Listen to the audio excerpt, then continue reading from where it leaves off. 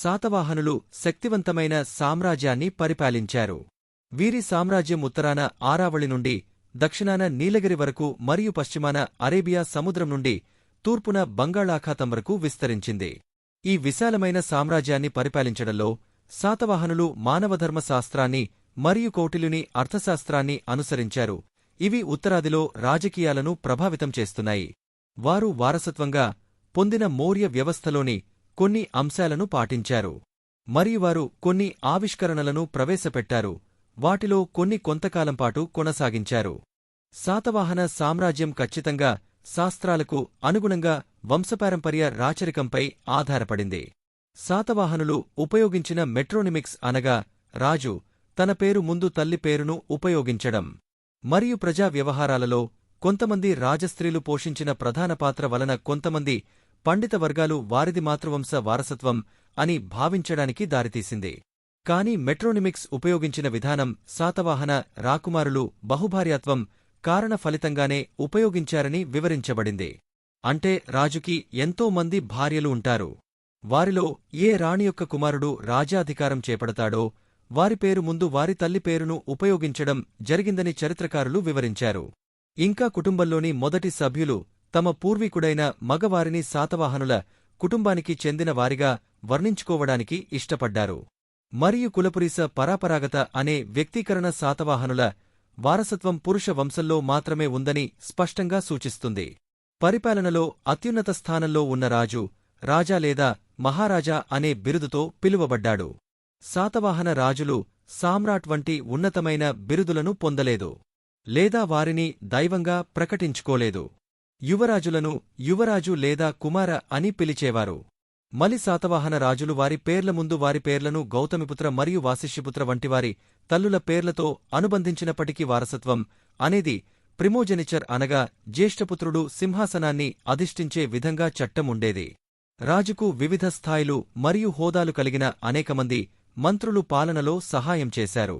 మంత్రులలో విశ్వాస అమాత్యుడు అన్ని ముఖ్యమైన విషయాలపై రాజు సంప్రదించినందున అతను అగ్రస్థానంలో ఉండేవాడు.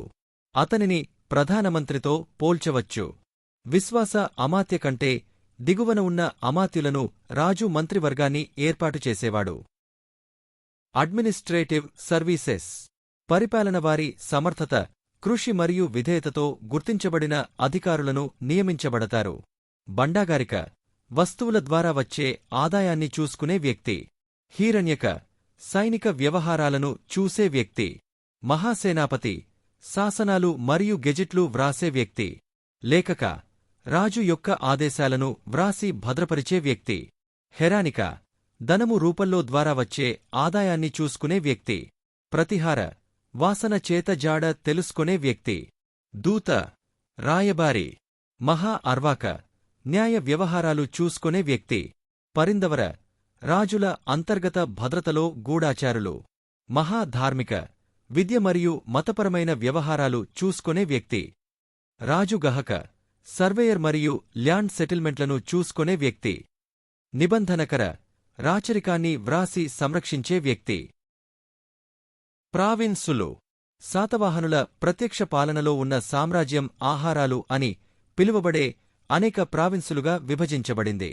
వాటికి అమాత్యులు అనే గవర్నర్ని నియమించారు. వీరు 5 ఏళ్ల కాలానికి నియమితులైన నాన్హెరిటరీ అధికారులు అనగా వారసత్వ అధికారం లేనివారు అని అర్థం మరియు వారు బదిలీ చేయబడతారు. ఆహారాలకు గవర్నర్ ప్రధాన కార్యాలయం పేరు పెట్టారు. గోవర్ధన, నాసిక్, సోపారా మరియు మమలా, పూణే వంటి ప్రసిద్ధ ప్రావిన్సులు కొన్ని. ఆహారాలతో పాటు మహారథులు మరియు మహాభోజులు అని పిలువబడే వంశపారంపర్య అధిపతులచే పరిపాలించబడే పాక్షిక స్వతంత్ర భూభాగాలు ఉన్నాయి. శాతవాహనుల పాలన ముగింపు సంవత్సరాల్లో సామ్రాజ్యం తరచుగా సకులు వంటి విదేశీ తెగలచే దాడికి గురికాబడినప్పుడు బయటి ఆహారాలకు మహాసేనాపతులు బాధ్యత వహించారు. స్థానిక పరిపాలన పరిపాలనలో అత్యల్ప యూనిట్ గ్రామ లేదా గ్రామం. ఇది కొన్నిసార్లు 5 లేదా 10 గ్రామాల సమూహాన్ని నియంత్రించే గ్రామణి అనే అధికారి బాధ్యత వహిస్తాడు. నిగమ సభలు శాతవాహన సామ్రాజ్యం విదేశాలతో చురుకైన వ్యాపారాన్ని కొనసాగించడంతో ప్రతిస్థాన, సోపారా, నాసిక్, గోవర్ధన, తగర కన్హేరి, కళ్యాణ, వైజయంతి, అమరావతి విజయపురి, శ్రీకాకుళం వంటి అనేక నగరాలు సామ్రాజ్యంలోని వివిధ ప్రాంతాలలో అభివృద్ధి చెందాయి. ఈ నగరాల వ్యవహారాలను నిగమ సభలు అని పిలిచే కార్పొరేట్ సంస్థలు చూసేవి. గహపతి అని పిలువబడే కొన్ని గృహాల పెద్దలు మరియు వ్యాపార సంఘాల ప్రతినిధులు నిగమ సభ సభ్యులుగా ఎంపిక చేయబడ్డారు. ఆదాయం. రాజ్యాల ఆదాయానికి ప్రధాన వనరు వ్యవసాయ ఆదాయం. వ్యవసాయోత్పత్తులలో రాచరికపు వాటాను భోగ మరియు దేయమేయ అని పిలిచేవారు. పంటలో 1/6వ వంతు భూమిశిస్తు ఉండేది. ఇది కాకుండా కరుకర అని పిలువబడే పన్నులు చేతివృత్తుల నుండి వసూలు చేయబడ్డాయి. సామాజిక మరియు ఆర్థిక పరిస్థితులు. కులాలు మరియు వృత్తులు. శాతవాహనుల పాలనలో బ్రాహ్మణ మతం ఆధిక్యతను పొందింది. బ్రాహ్మణ, క్షత్రియ, వైశ్య మరియు శూద్ర వంటి 4 వర్గాలుగా కుల వ్యవస్థ మరింత కఠినంగా మారింది. శాతవాహన రాజులు హిందూ మతాన్ని పాటించినప్పటికీ వారి రాణులు బౌద్ధమతాన్ని కూడా పోషించారు. 2 మతాలు సామరస్యంతో సహజీవనం చేశాయి మరియు వారి పరస్పర సంబంధాలు సహనంపై ఆధారపడి ఉన్నాయి. శకులు మరియు యవనులు వంటి ఆక్రమణదారులు భారతదేశంలో స్థిరపడి బౌద్ధమతం లేదా హిందూ మతాన్ని స్వీకరించారు. క్రమంగా వారు భారతీయ పేర్ల ఆచారాలను స్వీకరించి హిందూ మతంలో కలిసిపోయారు. వారు క్షత్రియులుగా పరిగణించబడ్డారు. స్థానిక పాలక రాజవంశాలు వారితో వివాహ బంధంలోకి ప్రవేశించాయి. అయితే గౌతమిపుత్ర శాతకర్ణి విదేశీ తెగలను హిందూ మతంలోకి చేర్చడాన్ని అసహించుకున్నాడు మరియు వర్ణ సంకరాన్ని లేదా కులాల సమీకరణను నిలిపివేసినట్లు పేర్కొన్నాడు. వినిర్తిత చతుర్వర్ణ సంకర నాసిక్ ప్రశస్తి అతని తల్లి బాలశ్రీచే నమోదు చేయబడింది. అతను శకులను నాశనం చేశాడని పేర్కొంది. మరియు పహ్లావులు, పార్థియన్లు, సకేవన పహ్లావ నిసుదనకార అతను క్షత్రివ దర్పమనుష్యమర్దన అహంకారాన్ని నాశనం చేశాడు. త్రివర్గం లేదా మానవ జీవితం 3 లక్ష్యాల కోసం అతను సమయాన్ని వెచ్చించాడు. కులాల కలయికను నిరోధించడానికి గౌతమిపుత్ర శాతకర్ణి చేసిన ప్రయత్నాలు మరియు హిందూ మతంలోకి విదేశీ ఆక్రమణదారుల సమీకరణ మిశ్రమ ఫలితాలను ఇచ్చాయి. అయితే విదేశీ తెగలను హిందూ మతంలోకి చేర్చుకోవడం నిరాటంకంగా సాగింది. గౌతమిపుత్ర వారసులలో ఒకరైన శివశ్రీ రుద్రధాముని కుమార్తె సక సత్రప్ను వివాహం చేసుకున్నారు. 4 వర్గాల కుల వ్యవస్థతో పాటు హాలిక సాగు చేసేవాడు, సేతి వ్యాపారి, వాచకి, వడ్రంగి, కమర, కమ్మరి వంటివారి వృత్తిని బట్టి పిలువబడే వ్యక్తుల వృత్తుల ఆధారంగా సమాజం 4 తరగతులుగా విభజించబడింది. వీరే కాకుండా సువర్ణకర, స్వర్ణకారుడు, తిలపిసక, నూనె వ్యాపారి వృత్తిదారులను 4 కులాల మాదిరిగా 4 విభాగాలుగా విభజించారు. మొదటి విభాగంలో మహారథులు, మహాభోజులు మరియు మహాసేనాపతులు వంటి సామంతులు మరియు ఉన్నత అధికారులు ఉన్నారు. 2వ విభాగంలో అమాత్యులు మరియు సేథిలు ఉన్నారు. 3వ విభాగంలో హాలికలు మరియు సువర్ణకారులు ఉన్నారు. 4వది వాచికి కొలిక, నేత కార్మికుడు మరియు కమరాలు. ఒకే వృత్తిని అనుసరించే వ్యక్తులు తమను తాము శ్రేణులుగా వర్గీకరించుకున్నారు. మహిళల స్థానం. శాతవాహన సమాజం విశిష్టమైన లక్షణాలలో ఒకటి స్త్రీలకు ఉన్నత హోదాను ఇవ్వబడింది. నాగనిక, బాలశ్రీ వంటి రాజకుటుంబీకులు రాజ్య వ్యవహారాల్లో ప్రముఖ పాత్ర పోషించారు. శాతవాహన రాజులు తమ పేర్లను గౌతమిపుత్ర మరియు వాసిష్ఠిపుత్ర వంటివారి తల్లులతో అనుబంధించడాన్ని వారు గర్వంగా భావించారు. ఏది ఏమైనప్పటికీ సమాజం మెట్రానిమిక్ వ్యవస్థ ఉనికిలో ఉందని ఇది సూచించదు. వారి సామాజిక నిర్మాణం పితృస్వామ్య వ్యవస్థపై ఆధారపడింది. పాలకులు హిందూమతాన్ని సమర్థించినప్పటికీ రాజస్త్రీలు మరియు సంపన్న వర్గాలకు చెందినవారు బౌద్ధమతాన్ని ఆదరించారు. మరియు చైత్యాలు, బౌద్ధ దేవాలయాలు మరియు విహారాలు, బౌద్ధ సన్యాసులు మరియు మనుష్యులకు నివాస గృహాలు ఉదారంగా మంజూరు చేశారు. శాసనాలలో మహాభోలి, మహారథిని మరియు మహాసేనాపతిని వంటి పదాలను చూడటం వలన కొంతమంది మహిళలు పరిపాలనలో ఉన్నత స్థానాలను భాగస్వాములు అయ్యారని భావించవచ్చు. శాతవాహన స్త్రీలు ఆడంబరంగా ఉన్నారు. అజంతాలోని పెయింటింగ్స్ మరియు ఎల్లోరా మరియు అమరావతి శిల్పాలలో ఆ కాలంలో వాడుకలో ఉన్న వివిధ కేశాలంకరణలను మనం చూస్తాము. వారు ఆభరణాలను ఇష్టపడేవారు మరియు చెవిపోగులు, కంఠహారాలు, కంకణాలు మరియు చీలమండలు వంటి వివిధ రకాల ఆభరణాలతో తమను తాము అలంకరించుకున్నారు. ఉభయులు స్వేచ్ఛగా కలిసిపోయే మదనోత్సవం, ఘటని బంధన కోమాది యాగం వంటి వినోదాలలో పాల్గొనడం లేదా మత్తులో పాల్గొనడంలో వారికి ఎటువంటి నిషేధం లేదు. సంక్షిప్తంగా శాతవాహన సమాజం స్వేచ్ఛగా ఉంది కాని బహిరంగ అనుమతి లేదు. ప్రజలు మతం, నైతికత మరియు సెక్స్ పట్ల ఆరోగ్యకరమైన వైఖరిని పెంచుకున్నారు. మతం. మౌర్యుల కాలంలో బ్రాహ్మణిజం, బౌద్ధమతం మరియు జైనమతం వంటి ఉత్తరాది మతాలు దక్కన్లోకి ప్రవేశించాయి. మొదటి శాతవాహన పాలకుడైన సిముఖుడు అతని పాలన ప్రారంభ సంవత్సరాల్లో జైన మతానికి చెందిన వ్యక్తిగా పేరు పొందాడు. అయితే వేద విశ్వాసానికి అనుకూలంగా ప్రజాదరణ పొంది ప్రతిస్పందన బలంగా మారడంతో అతని విశ్వాసాన్ని బ్రాహ్మణ మతానికి మార్చుకున్నాడు. రాజవంశం మూడవ రాజు అయిన 1వ శాతకర్ణి హిందూ మతాన్ని ప్రబలంగా ప్రోత్సహించిన వ్యక్తి. అతని భార్య దేవినాగానిక నానేఘాట్ శాసనం నుండి శాతకర్ణి 2 అశ్వమేధాలను మరియు 1 రాజసూయ యాగం చేసినట్లు తెలుస్తుంది. అంతేకాకుండా అతను ఆప్తోర్యామ మరియు ఆగ్నేయాధేయ వంటి అనేక ఇతర యాగాలు చేశాడు. దేవీనాగానిక వైదిక విశ్వాసాన్ని కూడా సమర్థించింది. రాజదంపతులు తమ కుమారుల్లో ఒకరికి వేదశ్రీ అని పేరు పెట్టారు. తరువాతి శాతవాహనులలో గౌతమిపుత్ర శాతకర్ణి తనను తాను వైదిక విశ్వాసం రక్షకుడిగా ప్రకటించుకున్నాడు మరియు వర్ణసంకరాన్ని నిరోధించడానికి ప్రయత్నించి ఏక బ్రాహ్మణుడిగా కీర్తించబడ్డాడు. శాతవాహన పాలకులు వైదిక విశ్వాసాన్ని సమర్థిస్తూనే బౌద్ధమతానికి కూడా తమ ప్రోత్సాహాన్ని అందించారు. బౌద్ధ తత్వశాస్త్రం, మాధ్యమిక సిద్ధాంతాన్ని స్థాపించిన ఆచార్య నాగార్జునుడు శ్రీపర్వతంలో నివసించారు. దీనిని ఇప్పుడు నాగార్జునకొండ అని పిలుస్తారు. కొంతకాలం గౌతమిపుత్ర యజ్ఞశ్రీ ఆస్థానంలో నివసించాడు. కళింగ, మాల్వా మరియు మైసూర్ వంటి సామ్రాజ్య సరిహద్దుల్లోని కొన్ని రాజ్యాలు జైనమతానికి కేంద్రాలుగా ఉన్నప్పటికీ జైన మతానికి శాతవాహన పాలకుల నుండి పెద్దగా ఆదరణ లభించలేదు. ప్రాకృతం మరియు సంస్కృతం. శాతవాహనులు తమ పాలనను ప్రారంభించినప్పుడు దక్కన్లో ప్రాకృతం అధికారిక భాషగా ఉండేది. శాతవాహనులు ఆ భాషను ఆదరించారు మరియు రాజవంశానికి చెందిన 17వ రాజు హాలుడు ప్రాకృతంలో సప్తశతి గ్రంథాన్ని రచించారు. కుంతల శాతకర్ణి మంత్రి అయిన గుణాడ్యా పైశాచిలో బృహత్కథను రచించాడు. కాని కుంతల శాతకర్ణి సంస్కృతానికి మాత్రమే ఆదరణ కల్పించాడు. కుంతల శాతకర్ణికి చెందిన మరో మంత్రి సర్వవర్మ సంస్కృతం నేర్చుకోవడాన్ని సులభతరం చేసిన కాతంత్ర వ్యాకరణాన్ని రచించాడు. తరువాతి శాతవాహనుల కాలం నాటికి సంస్కృతం దక్కన్ అంతటా ఆధిపత్యాన్ని పొందింది. మరియు శక పాలకుడు రుద్రధాముడు కూడా సంస్కృతంలోనే తన శాసనాలను జారీ చేశాడు. బౌద్ధులు కూడా సంస్కృతానికి ప్రాధాన్యతనిచ్చారు. అయినప్పటికీ సంస్కృతం ప్రాకృతాన్ని ఉన్నత వర్గాల భాషగా మార్చినప్పటికీ సామాన్య ప్రజలు తెలుగు మరియు కన్నడ వంటి దక్కన్ భాషలకు ముందున్న దేశీలోనే మాట్లాడేవారు. Art and architecture. భారతీయ కళ మరియు వాస్తుశిల్పానికి శాతవాహనుల సహకారం అపారమైనదే. వారు రాక్కట్ ఆర్కిటెక్చర్ ఆవిష్కర్తలుగా గుర్తింపు పొందారు. వీరి కాలంలో నాసిక్, కన్హేరి వంటి అనేక ప్రదేశాలలో అనేక చైత్యాలు మరియు విహారాలు నిర్మించబడ్డాయి. పశ్చిమ దక్కన్లోని కార్లే, అమరావతి, జగ్గయ్యపేట, గోలి, ఘంటసాల, నాగార్జునకొండ మరియు భట్టిప్రోలు వంటి అనేక ప్రదేశాలలో ఆంధ్ర విహారాలు మరియు స్తూపాలు ఇటుక మరియు పాలరాయితో నిర్మించబడ్డాయి. స్తూపాలు అనగా బుద్ధుడు లేదా ఇతర గొప్ప గురువుల అవశేషాలపై నిర్మించిన స్మారక చిహ్నం.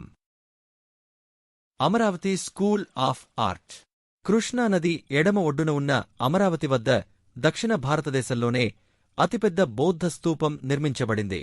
దీని నిర్మాణం క్రీస్తుపూర్వం 200 సంవత్సరంలో ప్రారంభమై క్రీస్తు శకం 200 సంవత్సరంలో పూర్తయింది. పునాది వద్ద ఉన్న స్తూపం వ్యాసం 51 మీటర్లు, గోపురం ఎత్తు 31 మీటర్లు మరియు బయటి ప్రహరీ 15 మీటర్ల వెడల్పుతో ఉంది. నిర్మాణంలో ఇటుక, ఎర్రరాయికి బదులు పాలరాయిని ఉపయోగించారు. లోపలి స్తూపం బుద్ధుని జీవితంలోని సంఘటనలను వర్ణిస్తూ గొప్పగా నిర్మించబడింది. అద్భుతమైన స్తూపం కాల వినాశనాన్ని తట్టుకోలేకపోయింది. దాని శిథిలాలు లండన్ మ్యూజియంలో భద్రపరచబడ్డాయి. అమరావతి స్తూపం గొప్పతనాన్ని కళా విమర్శకులు కొనియాడారు. అమరావతి స్తూపం గొప్పతనాన్ని వర్ణించడానికి అందం మరియు ప్రశాంతతకి కొత్త నియమావళి, భారతదేశ సౌందర్య ఆదర్శం వంటి సారాంశాలు ఉపయోగించబడ్డాయి. తరువాతి శాతవాహనుల రాజధాని అమరావతి పేరుమీద భారతీయ కళాశాఖ ఒకటి ప్రారంభించబడింది.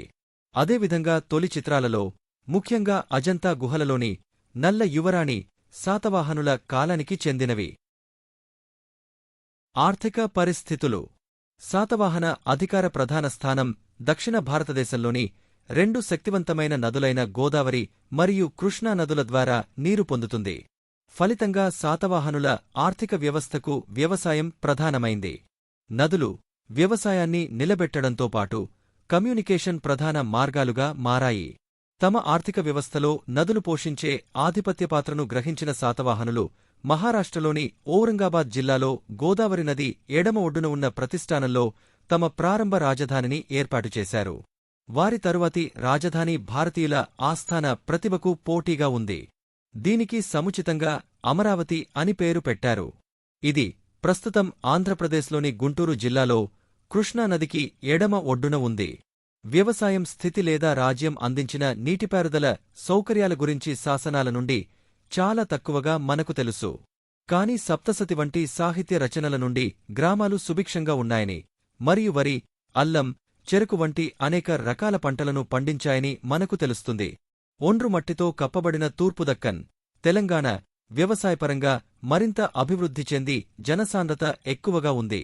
వ్యవసాయాన్ని ప్రోత్సహించడమే కాకుండా శాతవాహనులు అంతర్గత మరియు సముద్ర వాణిజ్యాన్ని కూడా అభివృద్ధి చేశారు. పులోమావి మరియు యజ్ఞశ్రీ నాణేలపై కనుగొనబడిన నౌక బొమ్మవారి సముద్ర కార్యకలాపాల వాస్తవాన్ని తెలియజేస్తుంది. కృష్ణాలోయలో పెద్ద సంఖ్యలో రోమన్ నాణేలు కనుగొనబడటం పైవాస్తవాన్ని బలపరుస్తుంది. పెరిప్లస్ ఆఫ్ ఎరిత్రియన్ సీ అనే గ్రంథం పశ్చిమ మరియు ఆంధ్ర తీరాలలోని ఓడరేవుల సంఖ్యను పేర్కొంది. ముఖ్యమైన పశ్చిమ ఓడరేవులలో సోపర్, కళ్యాణ, బర్గజా మరియు దక్షిణాపథ ఉత్తరాన ఉన్న బారుకచ్చా ఉన్నాయి. ఆంధ్రాలోని ముఖ్యమైన మార్కెట్ పట్టణాలలో కొంటకోసిల, ఘంటసాల, కొద్దుర, కృష్ణా జిల్లా కోడూరు లేదా మచిలీపట్నం సమీపంలోని గూడూరు మరియు అలోసైగ్నే, కాకినాడ సమీపంలోని కోరింక ఉన్నాయి. తెలంగాణలోని లోతట్టు మార్కెట్ పట్టణాలలో కరీంనగర్, ఎల్గండల, జిల్లాల్లోని పెద్దపల్లి మండలంలో పెద్దవాగు మరియు గోదావరి నది సంగమం వద్ద ఉన్న కోటిలింగాల, పెద్దపల్లి సమీపంలోని గ్రామం పెద్దబంకూరు, ఎల్గండాల సమీపంలోని ధూళికట్ట లేదా ధూళికోట, మట్టికోట. బహుశా ఇది మెగస్తనీస్ గుర్తించిన 30 గోడల పట్టణాలలో ఒకటి కావచ్చు. ఇతర మార్కెట్ పట్టణం తూర్పు దక్కన్లో కొండాపూర్, మెదక్ జిల్లా, హైదరాబాద్ నగరం నుండి 70 కిలోమీటర్లు, విజయపురి, నల్గొండ జిల్లా మరియు భట్టిప్రోలు, గుంటూరు జిల్లా ఉన్నాయి. పశ్చిమ దక్కన్లోని ముఖ్యమైన మార్కెట్ పట్టణాలు ప్రతిష్టాన, తగర, నాసిక్, గోవర్ధన, వైజయంతి మరియు జన్నార్ వంటి అనేక మార్కెట్ పట్టణాలు నదుల ఒడ్డున ఉన్నాయి. వ్యాపారులు మరియు ప్రయాణికులు పడవల ద్వారా చేరుకున్నారు. ఉత్తరం నుండి దక్షిణం మరియు పడమర వైపు వెళ్లే రహదారిని కూడా వ్యాపారులు ఉపయోగించేవారు. రహదారులు దొంగలు, వన్యప్రాణుల బారిన పడడంతో వ్యాపారులు బారులు తీరారు. బ్యాంకర్లుగా వ్యవహరించే శ్రేణిస్ లేదా ట్రేడ్ గిల్డ్లు వాణిజ్య అభివృద్ధికి దోహదపడ్డాయి.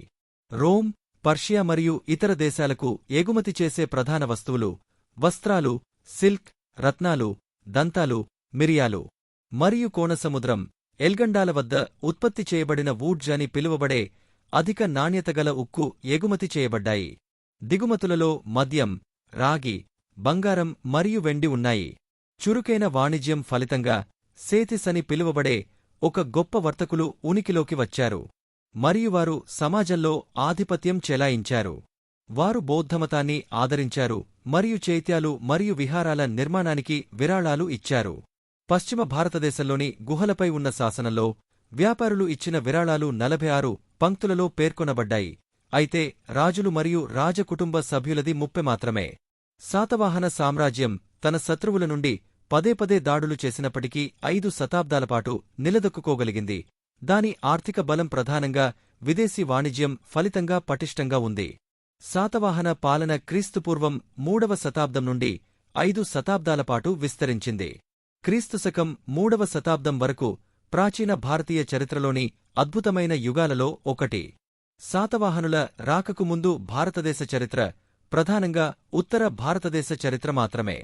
ఉత్తరాన నర్మదా మరియు దక్షిణాన తుంగభద్ర మరియు తూర్పున బంగాళాఖాతం మరియు పశ్చిమాన అరేబియా సముద్రం మధ్య ఉన్న భూమిని శాతవాహనులు నియంత్రించారు మరియు ఉత్తరాన ఉన్న సమయంలో ఈ ప్రాంతాన్ని శాంతి శ్రేయస్సుతో దీవించారు.